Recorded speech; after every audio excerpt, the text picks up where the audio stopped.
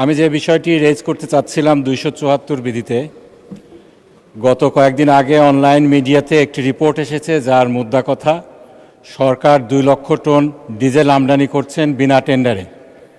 এটার ব্যাপারে সিরিয়াস প্রশ্ন উত্থাপিত হয়েছে এবং সেখানে বলা হয়েছে যে আমি ব্রিটেনে যেই ল ফার্মে ল চেম্বারে ব্যারিস্টার হিসাবে প্র্যাকটিস করতাম, আমার এক কলিগকে নাকি এই কন্ট্রাক্ট দেওয়া হয়েছে। এ ব্যাপারে আমার প্রথম যে বিষয়টি আমি বলতে চাই, এটি সম্পূর্ণ মিথ্যা একটি অপবাদ। আমার চেম্বারের কোনো কলিগ এক্ষেত্রে কোনো টেন্ডারে অংশগ্রহণ করেছেন কিংবা পেয়েছেন এরকম কিছু আমি পাইনি।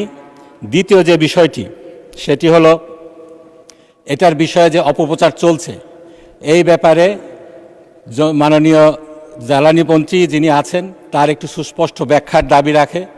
2 লক্ষ টন জ্বালানি তেল কিভাবে আমদানি হলো, কোনো এক্ষেত্রে কোনো যেই স্বচ্ছতা অবলম্বন করা হয়েছে কিনা এই বিষয়টি জানানো দরকার, যাতে জানতে চায়। 3 নম্বর যে বিষয়টি, মাননীয় জ্বালানি মন্ত্রী একটি বিষয় উত্থাপন করেছেন আমার এলাকার ব্যাপারে। তিনি বলেছেন আমার নির্বাচনী এলাকা সাথিয়া, সেখানকার নাকি এক জামাত নেতার কাছ থেকে তেল উদ্ধার করা হয়েছে, তাকে সেখান থেকে তেল উদ্ধার করা হয়েছে। এ বিষয়ে আমার যেটা বক্তব্য, সে যে রিপোর্টের কথা উল্লেখ করা হয়েছে সেখানে আরও 7-8টি জায়গার থেকে তেল উদ্ধার করার কথা বলা হয়েছে, কিন্তু যাদের কাছ থেকে উদ্ধার করা হয়েছে তাদের কারো পরিচয় সেখানে বলা হয়নি। শুধুমাত্র সাথিয়ার কথা বলা হয়েছে, সেখানে নাকি জামাত নেতার কাছ থেকে তেল উদ্ধার করা হয়েছে। এ ব্যাপারে মাননীয় স্পিকার আমি খোঁজ খবর নিয়েছি।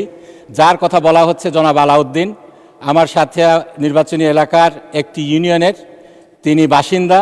সেই জনাব আলাউদ্দিন জামাত ইসলামের কোনো নেতৃবৃন্দর কোনো র্যাঙ্ক অ্যান্ড ফাইলের কেউ নন, জামাত ইসলামের তিনি সদস্যও নন। যেটা হয়েছিল সেখানে তিনি তেল ব্যবসা করেন।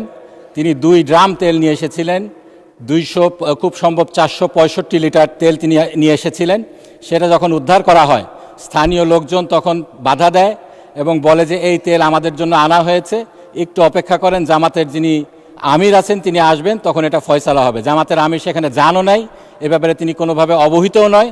কিন্তু যেহেতু জামাতের আমিরের নামের কথা সেখানে উল্লেখ করা হয়েছে, উপজেলা জামাতের আমির, সেজন্য রিপোর্ট করা হয়েছে তিনি জামাতের সংশ্লিষ্ট কেউ, জামাত নেতা। এ ব্যাপারে আমার সুস্পষ্ট বক্তব্য, যারা এর সাথে জড়িত আছে, এটা ইনক্লুডিং যদি আমাদের সম্মানিত বিরোধী দলের নেতাও হন, তার এলাকার লোক হয় কিংবা আমাদের যারা কেউ হয়, সুষ্ঠু তদন্ত সাপেক্ষে সবার বিচার হওয়া উচিত।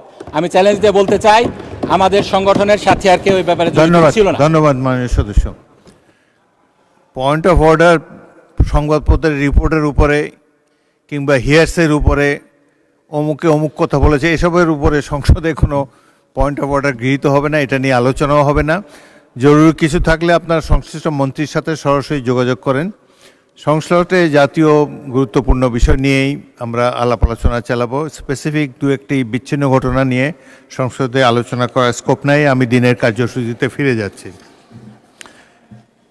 মাননীয় বিরোধী দলের নেতা বলুন, এই বিষয়ের উপরে বলেন না, অন্য কিছু বলেন। যে এই বিষয়ের উপরে মাননীয় স্পিকার, আপনাকে ধন্যবাদ।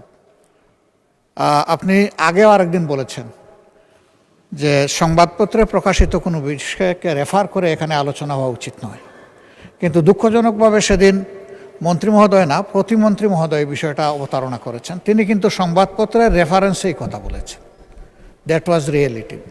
ধন্যবাদ মাননীয় স্পিকার। ওটা কি পয়েন্ট অফ অর্ডার ছিল? উনি কি পয়েন্ট অফ অর্ডারে বলেছিলেন? না, উনি 300 বিধিতে একটা বিবৃতি দিয়েছেন। 300 বিধিতে মন্ত্রীরা যে কোনো সময় বিবৃতি দিতে পারেন। উনি ইট ইজ देयर প্রিভিলেজ। পত্রিকাকেই রেফার করে কথা বলেছেন। আচ্ছা, এটা তাদের প্রিভিলেজ। মাননীয় সদস্যবৃন্দ, দিনের কার্যসূচিভুক্ত জরুরি জনগুরুত্বপূর্ণ বিষয়ে মনোযোগ আকর্ষণ বিধি 71-এর আওতায় প্রাপ্ত নোটিশ সমূহের নিষ্পত্তি স্থগিত রাখা হলো। পয়েন্ট অফ অর্ডার আর না মাননীয় সদস্য, আমরা দিনের কার্যসূচিতে চলে যাই।